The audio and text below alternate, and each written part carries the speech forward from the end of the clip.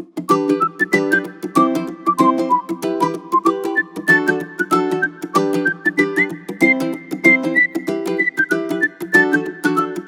pessoal! Começando aqui mais um episódio do Chá das Morávias. Hoje nós vamos falar sobre um tema muito especial com um convidado muito especial. Nós estamos aqui com o Guilherme Amarino.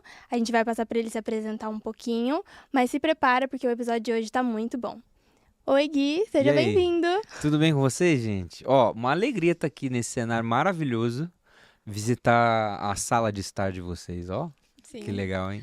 Gostou da nossa casa? Gostei. Gostou do nosso sofá? Gostei muito, gostei aqui de toda essa mesa farta. Tá servido? Inclusive, Quer eu uma quero, água? eu quero sim, vontade. pode colocar, eu gosto. Sirva-se que é Muito bom. pra gente.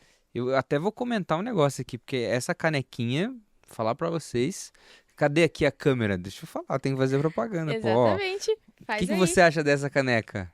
Você acha que ela pode ser sua? Ó. Arrasta pra cima. Essa é exclusiva, tá? Essa aqui é minha. É minha mesmo, né? Eu posso ficar. Sim, Ah, tá bom. pode Sim. ser. Uhum. Toda sua. Olha essa propaganda, gente. Essa A gente publi. aprende. Pega na essa publi. APECOM trabalhando, a gente tem que fazer. O merchan. Ah, você pediu pra eu me apresentar, né? Eu sou Guilherme Amarino, Gui Amarino. Faço parte do Projeto Sola. Também sou pastor presbiteriano. Estou atualmente licenciado na Igreja Presbiteriana em Alphaville.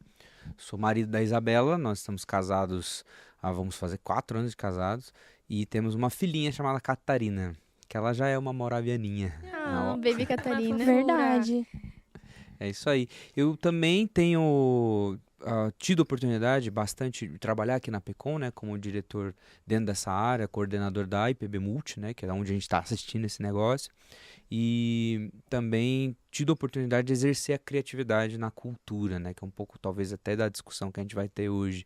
São grandes desafios, fazer a igreja refletir sobre a nossa posição cultural e sobre como que nós consumimos cultura, mas não somente isso, não ficar só no tipo, eu tô vendo um filme, eu tô vendo ou lendo um livro, ou então ouvindo um podcast, mas eu também posso me tornar um produtor cultural, né? Alguém que colabora com toda a produção cultural, não só para dentro da igreja, mas para fora também, para a proclamação do evangelho, né? E aí você já falou um pouco sobre o que nós vamos conversar aqui mesmo, que é a nossa relação com a cultura. Mas antes, tem que te perguntar uma coisa, hein? Qual é a sua bebida favorita? Qual é a bebida que te define?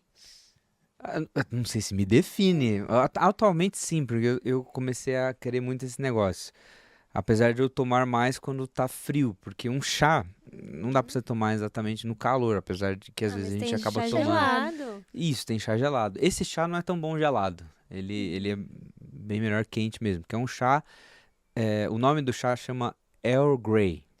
Explica isso aí. Earl Grey foi um ministro da Inglaterra e ele tinha uma preferência muito peculiar para chá. E ele gostava de várias ervas que vinham da China, da Índia, e ele meio que criou um negócio assim, um jeito de fazer uma infusão nas ervas certas, e aí virou esse negócio que é o O chá chá dele. Earl Grey. Inclusive tem o da esposa dele, que é o Lady Grey. São 2 tipos de Olha chá em só, inglês. que É. chique. Um chá de casal. Exatamente. E a curiosidade é que eu tomei conhecimento desse chá por causa de Star Trek. Olha É. só. Nossa, Tem um aí dos já é a capitães cultura. da Enterprise, um dos capitães da Enterprise é o Jean-Luc Picard, que inclusive tem a série nova da Amazon, Com ele mais certeza velho. é um chá que o Sheldon Cooper tomaria. Nossa, com certeza. Pode ser. E eu gosto muito desse chá, e o Jean-Luc Picard também gosta muito. Chique. Por um bom inglês, você tem que colocar leite no chá. Ah, é verdade, Ai, é fica uma verdade. Não sei delícia. se... Eu não sei, não. Não é ruim não, viu? É bom. Olha só. Eu gosto. Experimentem Vamos chá testar. com leite. Tem que ver isso aí, hein? Mas, então, o Gui já falou um pouquinho sobre o que a gente vai falar nesse episódio. A gente vai falar um pouco sobre a cultura, como deve ser a nossa relação com a cultura, se deve ser uma relação realmente, assim, distante, é uma relação que é perto, como a gente pode fazer para apreciar a cultura, né, e conseguir entendê-la melhor do ponto de vista cristão. Então, Mi, conta pra gente, o que é cultura? Mais ou menos no dicionário, né, ali na palavra mesmo, cultura é um conjunto de crenças, valores e hábitos de uma sociedade, né? Mas Gui, conta pra gente do seu ponto de vista, o que é cultura? Quando a gente vai estudar sobre isso, né, e você vai para antropologia, vai para filosofia, história e todo o arcabouço de conceituação em cima da cultura, a gente, talvez a melhor compreensão de cultura é que é um ambiente artificial e secundário. Nós temos dois tipos de ambiente que a gente se relaciona o tempo todo. Um é o ambiente natural e o outro é esse ambiente artificial. O ambiente natural é a própria criação. A gente tem rios, florestas, colinas, formas naturais, os próprios animais e plantas, etc. Agora, tudo aquilo que nós, muitas vezes, como raça humana, tocamos e alteramos da natureza, vira cultura. Então, por exemplo, um rio é natureza. Agora, quando a gente coloca esse rio na forma de um canal, é o que acontece aqui em São Paulo, por exemplo, com o Rio Pinheiros, Rio Tietê, infelizmente muito sujo, né? Mas é uma cultura. O que acontecendo é que a humanidade tocou a criação e alterou a criação, criando, então, um subambiente, não é um ambiente mais natural, pleno, é um ambiente secundário, um ambiente artificial, um ambiente alterado. Então toda alteração do que é natural acaba se tornando cultura. Só que essa alteração ela precisa ser feita pelo ser humano. Então quando o ser humano faz alguma coisa, a gente, por exemplo, organiza os nossos grunhidos, um bebezinho quando nasce, a Catarina quando começa a falar, por exemplo, ela tem lá o seu jeito de falar, a língua dela própria. Essas são grunhidos, é algo natural. Agora, quando isso vai se transformando em linguagem, ela vai aprendendo as palavras papai, mamãe, banana, mamão, etc. Bananas são radioativas. Bananas são Ela já radioativas. saiu Ó, falando, já tô já. fazendo, ó, que é o trabalho de manipulação aqui. Isso se torna linguagem. Linguagem também é um ambiente artificial secundário, então ela é cultura. Linguagem é cultura, os hábitos são cultura, a forma que a gente organiza a sociedade é cultura, literatura, cultura, arte no aspecto geral, né? Pintura, música, filmes, etc. é produção cultural. Então tudo que nós, como seres humanos, fazemos que pega um material de obra-prima e a gente altera isso, acaba virando cultura. E eu acho que, assim, vendo a cultura, né, desse modo geral, e quantas coisas ela meio que toca, né? Ela toca em várias esferas da sociedade de uma forma geral. É muito importante para nós, como cristãos também, saber que, assim como tudo na vida, a cultura também foi afetada pela queda, né? Então, a gente também tem essa visão de que o pecado também está afetando a cultura e, de certa forma, ele nos afeta, né? Já que a cultura, como você disse também, ela... Como você falou da Catarina, né? A Catarina tá aprendendo ali, a Catarina também tá aprendendo através da cultura. Então, Sim. a gente ter essa noção também é muito importante, né? Gente, eu acho que a gente só tem que tomar cuidado até que ponto a gente pode ir, né? Conversar com a cultura. O cristianismo, as pessoas que pensaram isso, assim, porque essa sempre é um dilema nosso, né? O próprio Jesus falou, né, quando ele ora pelos seus discípulos, ele fala assim: eu não peço que os tire do mundo, mas que os livres do mal. E o mundo, na linguagem do Novo Testamento, para nós somos cristãos e a gente escuta sermão em cima disso, aula de escola dominical em cima disso, a gente entende, né, que quando o apóstolo Paulo, ou então o próprio Jesus, ou o apóstolo Pedro, ou então João nas suas cartas, no Apocalipse, tem essas terminologias de este século, o mundo e tudo mais, nós muitas vezes relacionamos isso automaticamente com a cultura vigente. E sim, nós estamos imersos numa cultura afetada pela queda que muitas vezes tem princípios não bíblicos, tem formas de entender a vida, a eternidade, até mesmo qual a relação uns com os outros, depravado. A gente crê nisso. Nossa teologia já nos diz que a gente somos depravados totalmente, né? Que a gente foi contaminado, que a imagem de Deus que nós tínhamos, ela foi corrompida pela queda. Então o pecado ele interfere isso, ele interfere inclusive na nossa relação com a criação. E é por isso que a gente tem uma má utilização das coisas criadas. Então, as dádivas que foram dadas por Deus a nós, as boas coisas que foram feitas na criação, por conta da queda e na nossa condição pecaminosa, acabou que a nossa interação ela ficou capenga também. Ela sofre com isso também. É natural que esse ambiente artificial secundário ele não seja 100% bom. Ele não, na verdade, ele é bem contaminado pela queda. Aí tem várias formas de ver isso, mas a gente pode ir conversando durante o episódio. Mas assim como a gente sabe que a cultura foi influenciada pela queda e foi corrompida, né? A gente também consegue ver traços e valores que nós podemos pegar. É o que a gente chama de graça comum, né? Dentro da Exato. teologia. A gente vê que realmente todos nós somos contaminados, todos nós, tudo que assim, está no mundo está contaminado pelo pecado, mas existem traços ainda, né? Como um espelho borrado, né? Da imagem e semelhança de Deus, porque a gente foi feito à imagem e semelhança de Deus. E daí a gente vê, assim, mesmo pessoas que não são cristãs, produzindo conteúdo artístico, cultural, que dá para ser aproveitado, que a gente pode realmente Exatamente. utilizar.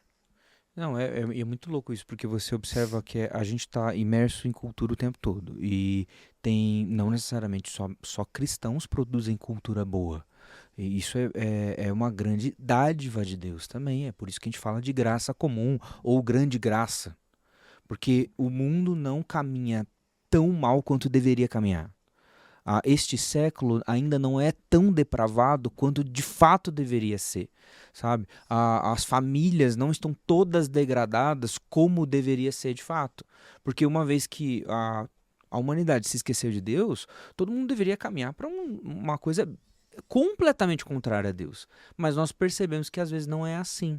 Existe algo preservado. Isso é a graça comum, que preserva esses traços da glória de Deus para, como a gente tem que ter muito cuidado aqui, né? Não é enfaticamente para salvação. A graça comum não salva ninguém, uma revelação geral não salva ninguém, não apresenta Cristo nem nada, apesar de ter linhas que entendem que sim.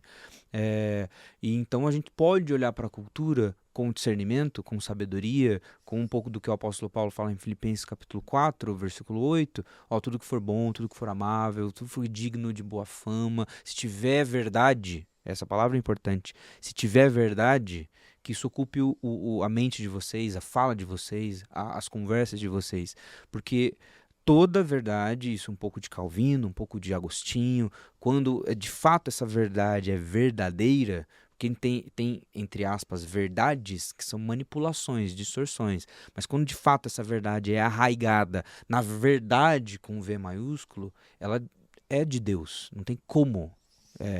Toda a verdade é verdade de Deus, isso Calvino fala, né? Então a gente pode encontrar isso. Mas o cristão ele se relaciona com a cultura de maneiras diferentes, né? A gente tem uma forma porque a nossa teologia nos conta algo, mas outras formas teológicas e outras abordagens também existem. Não só abordagens que aceitam a cultura e procuram se relacionar com discernimento, mas outras formas. Por exemplo, tem pelo menos 5 formas, né? Uma delas é Cristo contra a cultura.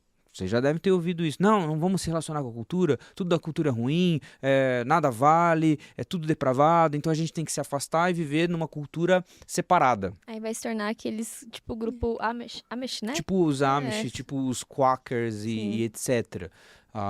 Você cria uma redoma para você viver sem se relacionar com ninguém. E aí a gente já entra num erro, que como você não vai se relacionar com as pessoas que precisam da salvação se você não tá no meio dela, se você não tá lá? Como que você vai pregar, vai fazer o ID? Como que você vai pregar para essas pessoas se você não tá nesse meio, né? Porque você acaba que você não consegue se relacionar com ninguém que seja igual a você, que não seja igual a você, né? Essa é uma forma radical. Outra forma radical é o exato oposto disso, que é o Cristo da cultura. Tudo é Cristo. Toda cultura ela produz Cristo. Pode ser uma religião que não é cristã, pode ser uma abordagem que não tem nada a ver com a escritura, mas eu consigo enxergar Cristo em tudo, então tudo pode. É um outro extremo do Cristo contra a cultura. São duas formas radicais de se relacionar, e às vezes a gente está ali ou numa ou noutra. Tem formas equilibradas? Tem formas equilibradas que são derivadas dessa. Por exemplo, o Cristo em paradoxo com a cultura. Eu sei que existem coisas da cultura que elas são consequências do pecado, e elas são consequências da queda, e eu sei que a Cristo em mim, ele faz com que um cristão produza uma cultura que de fato é verdadeira, que de fato é apoiada na verdade, que ela é de fato para o florescimento da criação, cumprindo o mandato cultural em Gênesis 2,15, né? Cultiva, guarda esse jardim. Tem outra também que é o Cristo acima da cultura, que é um pouco até... consequência de alguns tipos de evangelismo por aí, por exemplo, o evangelismo dos jesuítas, né? Eu encontro uma outra cultura que ela não é influenciada pelo cristianismo, então automaticamente essa cultura é mais baixa que a minha, ela é pior que a minha, eu tenho que dominá-la, eu tenho que ensinar essa cultura que é de Cristo, essa cultura que é acima da outra, porque de fato se eu imprimir cultura de Cristo, a outra cultura vai subir automaticamente falando. E tem uma outra, que é talvez a última, que mais se aproxima da nossa, é o Cristo transformador da cultura. É a possibilidade, sim, existem coisas boas e ruins na cultura, no entanto, quando Cristo vem, transforma o nosso coração, ele nos faz enxergar a cultura de outra maneira, e também nos faz, como cristãos, quer individualmente, quer junto na igreja, a nós agirmos na cultura, tanto como igreja, como indivíduos. Então, cada um de nós aqui, nos nossos papéis, nos nossos trabalhos, etc., podemos ser agentes de transformação cultural. Porque nós temos ali o nosso testemunho fiel do reino sendo impresso nisso. No entanto, também como igreja, a igreja pode ser um grande agente de transformação cultural nesse aspecto, de produzir coisas boas para a cultura e de permitir o florescimento não só da própria igreja, mas de outras instituições, de pessoas, de famílias, etc., contribuindo para a cidade. Isso é importante. E eu acho que é muito importante a gente comentar sobre isso, né? Principalmente porque na nossa idade, assim, a gente tá... que é mais ou menos dos 20 ali, a gente está começando a interagir independentemente com a cultura, né? A gente ali passa um pouco de nos afastar do que os nossos pais acham, do que a nossa família e pessoas que nos influenciam acham, para colocar a nossa opinião mesmo, né?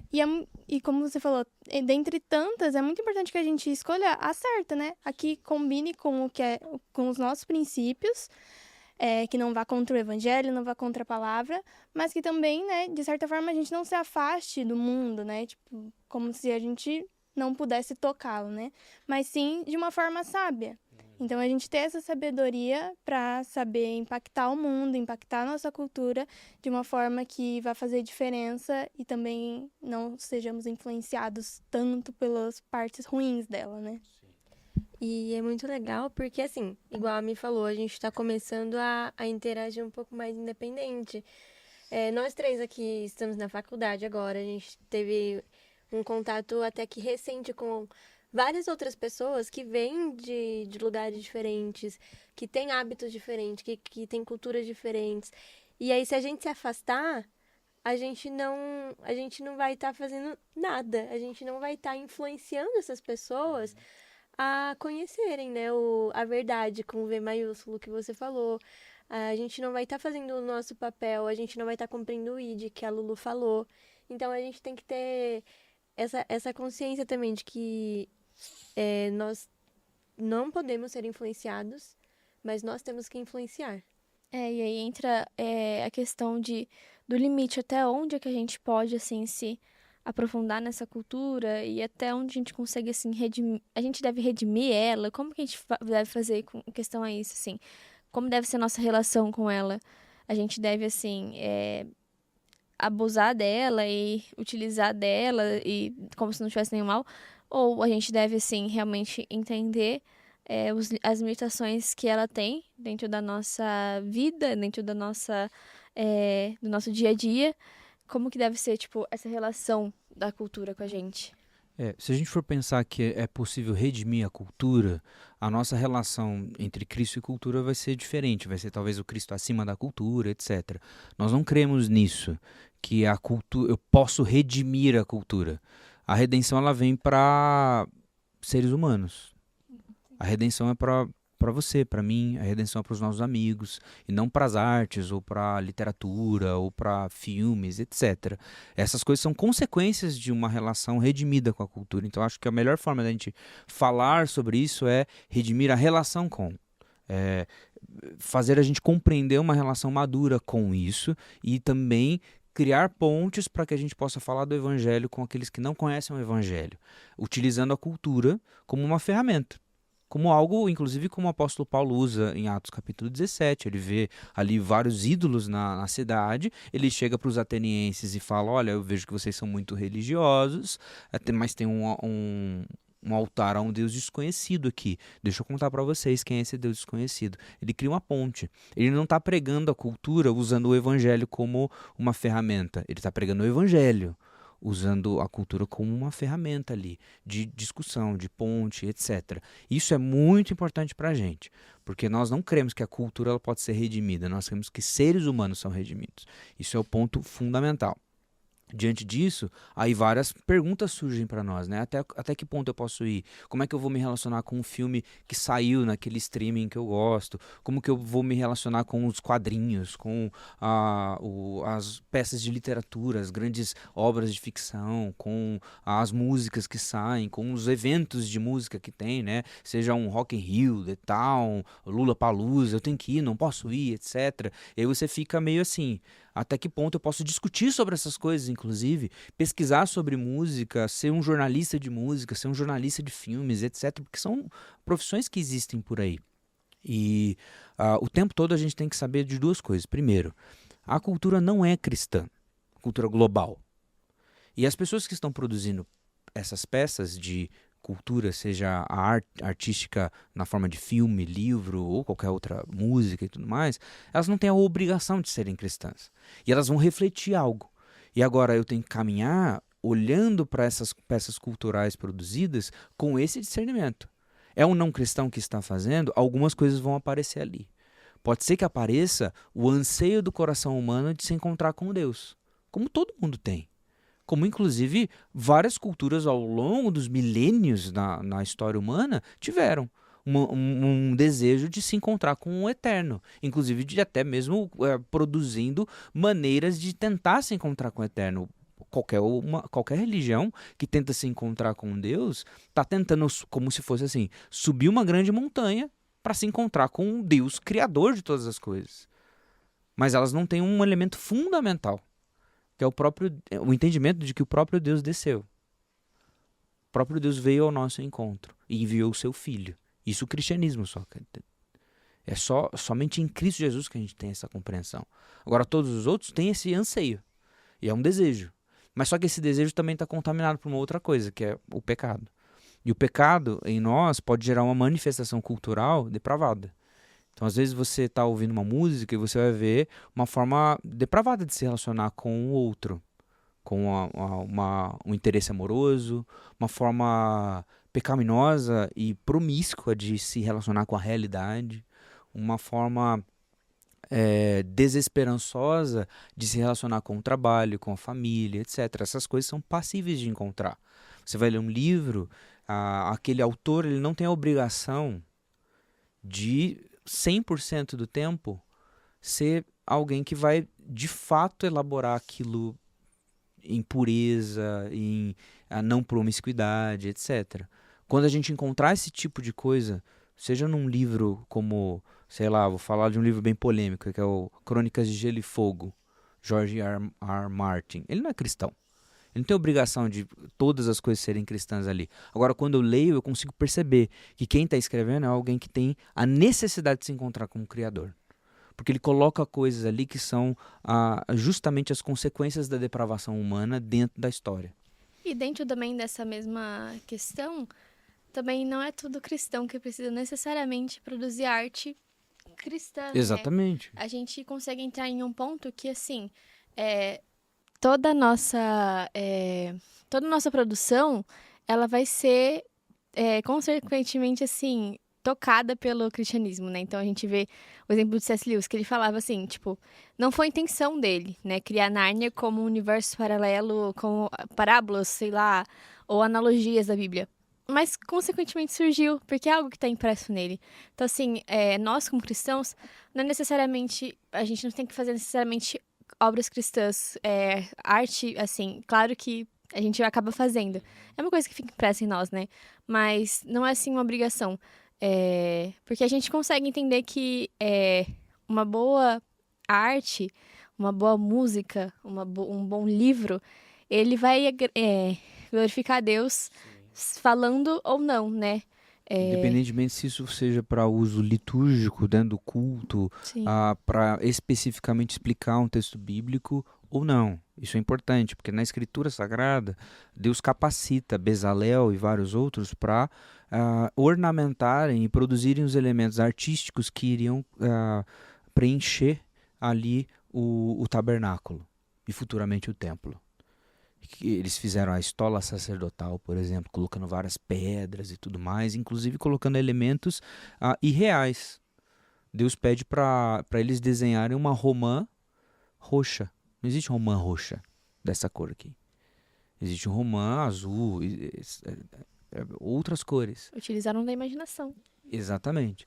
Então, utilizar a imaginação e inventar, por exemplo, dragões e seres mitológicos e tal, também é algo que faz um exercício imaginativo acontecer dentro da nossa cabeça e auxilia na produção de várias outras coisas, né?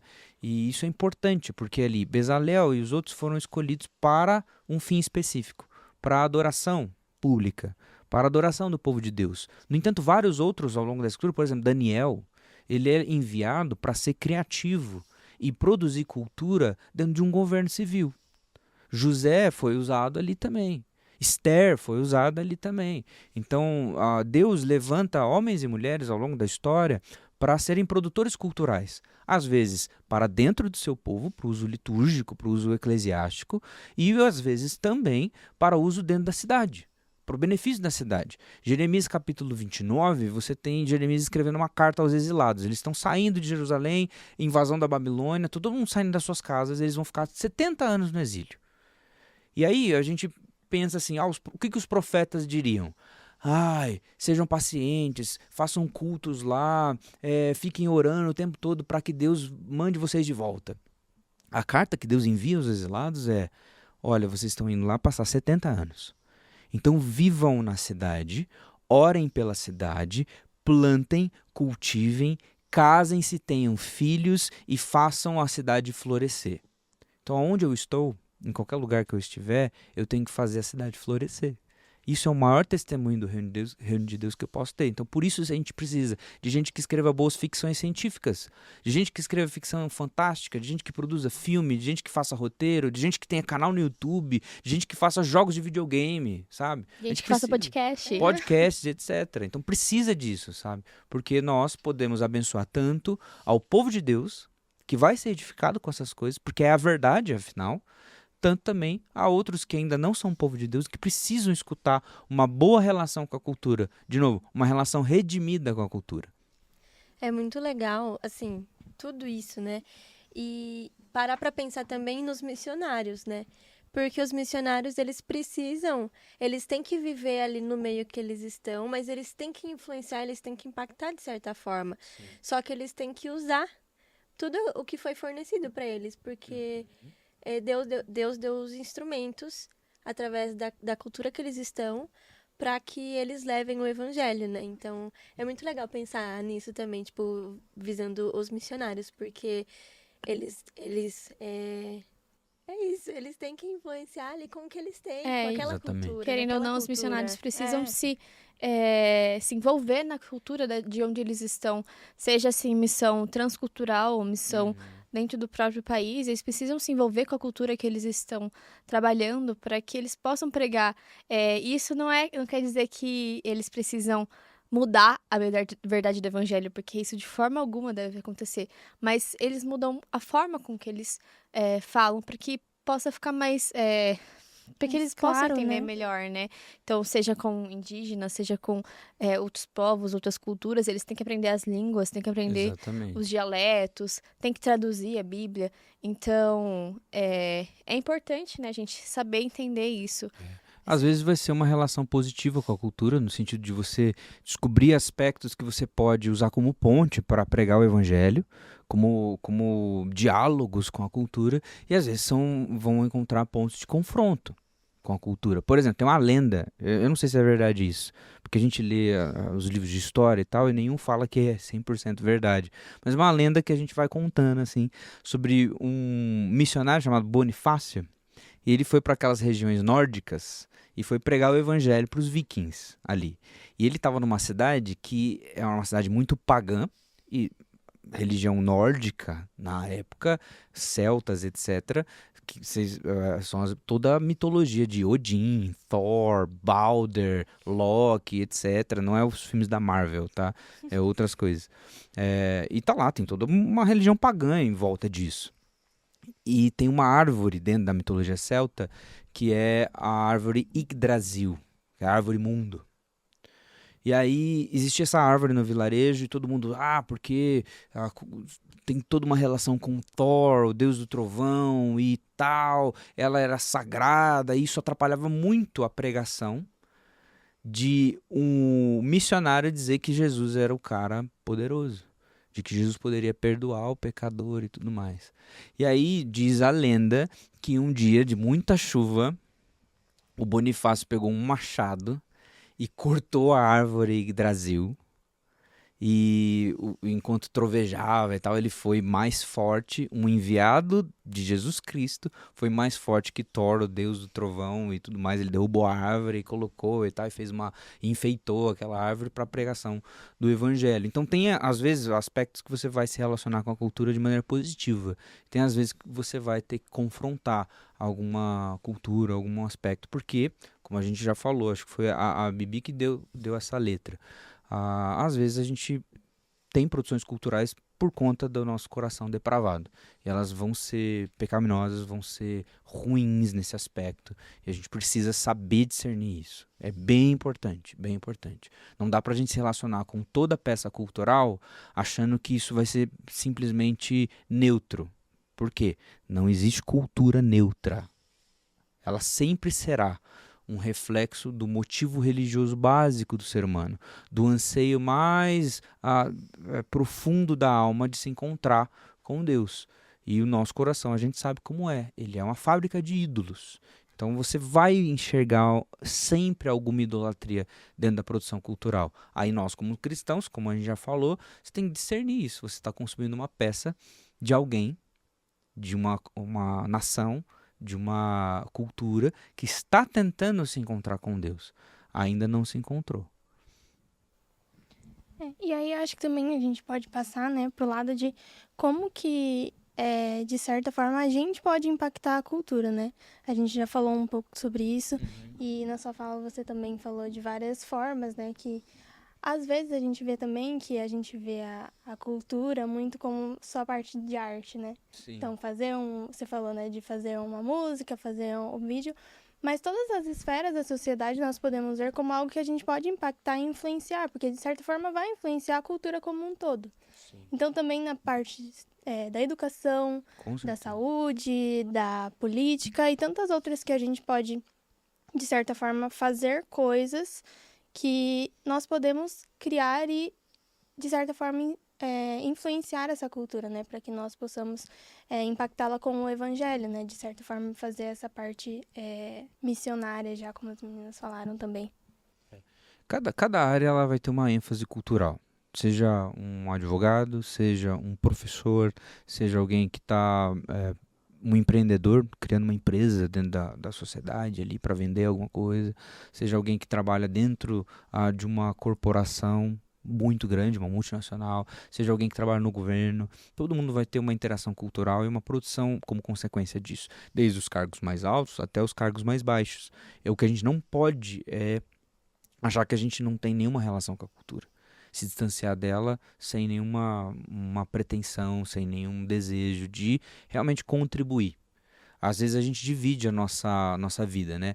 Eu como cristão, você cristão na igreja, no meu pequeno grupo, você cristão e dedicado quando eu sou líder de alguma coisa na igreja, seja da UCP, da UPA, da UMP, da SAF, da UPH, seja eu como oficial da igreja, seja eu como pastor da igreja. Aí quando você vê, você está dividindo a vida e tudo que você faz na sociedade, você não tem a mesma dedicação ou a mesma compreensão de que você também está ali sendo fiel ao reino de Deus, testemunhando.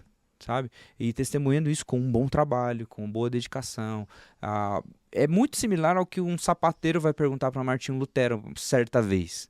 Porque a pregação do evangelho estava ali florescendo na Europa, né, durante o período da Reforma. Esse sapateiro ele vem e pergunta assim: olha, eu quero pregar o evangelho.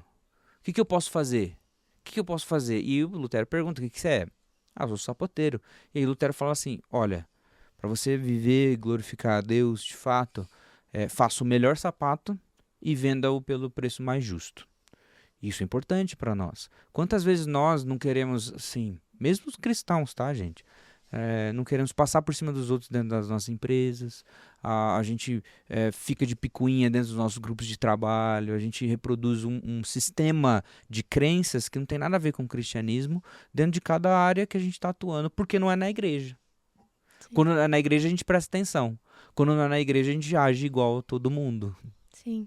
Gui, sirva, se fica à vontade. Vou pegar um pouquinho aí. Mas isso aí, ele me lembra que de um livro que eu estava lendo sobre isso, O Cristão e a Cultura, do Michael Horton, e ele fala exatamente sobre esse exemplo, né, de Martinho Lutero, e é muito importante a gente entender que, assim, nós como cristãos, a gente vai atingir a cultura, impactar a cultura, pode ser, assim, com produtos cristãos, né, com materiais, assim, mas também, como você falou, no nosso dia a dia. Então, a gente não deve viver uma vida separada, a vida espiritual na igreja de domingo e no trabalho, na nossa faculdade, na nossa escola, agir como se não fôssemos cristãos, né?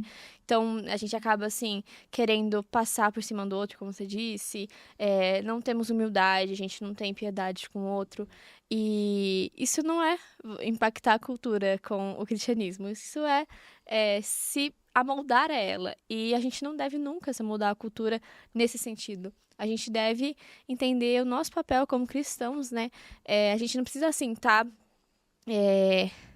necessariamente fazendo material cristão para estar trabalhando para a glória de Deus, para estar honrando o nome dele, né? Então a gente consegue, assim, entender que nosso papel como cristãos dentro da cultura não é se afastar dela, né? E muito menos se amoldar totalmente a ela. É realmente, assim, viver o dia a dia, impactando ela nas nossas escolhas diárias, no nosso dia a dia, seja trabalho, faculdade, e viver uma vida espiritual, uma vida, assim, realmente única, não uma vida meio dualista, né, de o que é santo e o que é profano, o que é do dia a dia e o que é de Cristo. Isso é um pouco de herança nossa. A herança reformada, ela tem isso. A igreja, não só a igreja reformada, 1517, ali, esse movimento todo do qual somos a consequência, né? A nossa igreja está ali dentro do movimento reformado, mas também várias outras igrejas ao longo dos séculos, antes e depois, todas as igrejas tentaram iniciativas culturais. É a igreja que começa com orfanatos, por exemplo. É através da igreja que a gente tem a educação chegando para quem não tem dinheiro para pagar. É através da igreja que a gente tem hospitais, por exemplo. Porque antes você não tinha, de maneira acessível a todos. Então, através de cristãos, homens e mulheres fiéis à educação, à saúde, à segurança pública, à adoção familiar, várias dessas coisas foram produzidas na nossa sociedade. Então a gente pode, como cristãos, se portar como cristãos e agir na sociedade de uma maneira bem enfática. Por exemplo, a gente tem um movimento holandês com Abraham Kuyper. O Abraham Kuyper ele foi primeiro-ministro da Holanda. Ele fundou uma universidade. Ele também organizou um partido político. Ele também organizou um sistema de educação, um programa de sociedade civil. Ele também contribuiu para, por exemplo, um sistema prisional, de justiça para aqueles que estão sendo presos e também de recuperação e transformação para esses, sabe? Então, foi um cara que pensou em múltiplas facetas. Nós falamos muitas vezes, assim, em outros ciclos, e talvez quando a gente entra na faculdade, e aí as igrejas, o MP e tudo mais tentam fazer discussões públicas, e aí eu tenho um termozinho que aparece muito, que é teologia pública. A gente gosta de discutir sobre teologia pública, mas o que o Kuyper, Herman Doyer, vários outros, Klaas Schildler, por exemplo, todos eles fizeram, não foi discutir teologia pública, foi fazer teologia pública. E também discutiram, escreveram e tudo mais, mas eles estavam ali com a mão na massa. Tem um nova-iorquino que discute sobre arte e tudo mais, que é o Calvin Silverd. O Calvin Silverd, ele fala assim: onde estão os cristãos produtores de arte? Esses que vão escrever boas peças de teatro, esses que vão escrever boas ficção científica, esses que vão fazer boas peças musicais, esses que vão ser professores de cases mesmo, de sucesso, que vão escrever materiais educacionais para as escolas e tudo mais. Então a gente tem uma grande oportunidade da gente, em cada uma das áreas que a gente é vocacionado, de produzir algo que seja relevante para a sociedade, ao ponto de florescimento cultural, no aspecto de melhorar mesmo. O que eu posso? Beleza, eu estou olhando ali o meu entorno. A gente tem, talvez você more em algum lugar no interior do país, talvez você more numa capital, talvez você more numa cidade que é cosmopolita, tipo São Paulo, onde a gente está, que é uma megalópole e tudo mais. Cada um desses lugares tem necessidades, tem falhas, tem coisas que você sabe que precisa ser melhorado. Será que a minha vocação ela não consegue contribuir para uma dessas necessidades, sabe? É muito legal a gente olhar para a necessidade também das outras pessoas, aquilo que precisa realmente ser mudado, o que a gente pode mudar, como a gente pode fazer isso. E tem como fazer isso, né? E esse é um assunto muito legal que a gente pode continuar. Sim, estamos aí. Outro dia. Né? A gente quer muito agradecer você, Gui. Valeu. O papo tá muito bom, mas infelizmente a gente tem que encerrar esse episódio. Mas foi muito bom ter você aqui pra gente conversar sobre isso.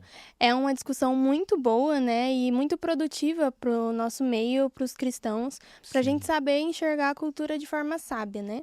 Então a gente quer agradecer sua participação aqui nesse episódio, falar que Valeu. foi muito especial sua contribuição. Valeu. Foi E muito sempre com edificante. discernimento, né? Sempre Sim. olhando as coisas com cuidado, sem esperar de mais e sem esperar de menos também, né? Sim. Sim. E uma coisa legal também pra gente comentar, assim, pra encerrar, é que a gente tem bons exemplos de pessoas que produzem arte, produzem literatura, produzem pessoas cristãs que produzem bons Sim. conteúdos. O Gui é um deles, com o seu livro Lanterna de Mar. Sim. É um conto sensacional, muito Se Deus bacana. quiser, mais contos sairão. Olha só. Tem o conto infantil, que é o Arthur e o Coração de Pedra. Sim, Tem Bananas São Radioativas. exatamente. Deve estar vendo em algum lugar aí, ó. Tem Projeto Sola. Tem o Projeto Sola, que é na música. Sim. E sempre o Peregrino. incentivo e também a capacitação de outros, né? Uma coisa que a gente foi chamado a fazer não foi só produzir, mas também ensinar outros. Então a gente tem um curso de composição, sempre a proximidade de incentivo, né? O pastor Emílio Garófalo Neto, Sim. ele Com seus foi continhos muito ali. importante para mim, assim, porque ele foi um dos que deu muito incentivo e a gente também faz a mesma coisa. Você que escreve, você que tem alguma coisa aí, uma iniciativa, você quer fazer um roteiro, quer fazer um gibi, quer fazer, produzir um curta-metragem, fica o nosso incentivo para você fazer. Vá e faça. Então, gente, vá, faça, produza conteúdo, transforme a cultura e façam bons conteúdos que glorificam a Deus. E também se inspirem em pessoas que já o fazem com muita excelência, tomem como exemplos. E é isso. Foi muito bom, obrigada, gente. E também sigam a gente no Instagram, @moravias_. E também no Instagram da Igreja Presbiteriana do Brasil, @IPBOficial. Aproveita e também não perde a oportunidade de conferir a plataforma do IPB Multi. Você pode acessar tanto pelo site quanto pelo aplicativo, né, Gui? Tem lá um aplicativo que você pode baixar direto no seu celular e assistir todos os podcasts. Pode assistir o Peregrino da Alvorada, Bananas São Radioativas e também o podcast do Moráveis, que tem mais episódio para sair. Então, já baixa aí no seu celular ou acesse pelo site. Qual que é o site? É multi.ipb.org.br. Isso, então, ó, se inscreve no canal da IPB, que tá aqui, ativa as notificações também dos próximos vídeos, e é isso, um beijo. Obrigada, Gui. Até o próximo. Tchau, gente. Até o meninas. próximo. Valeu.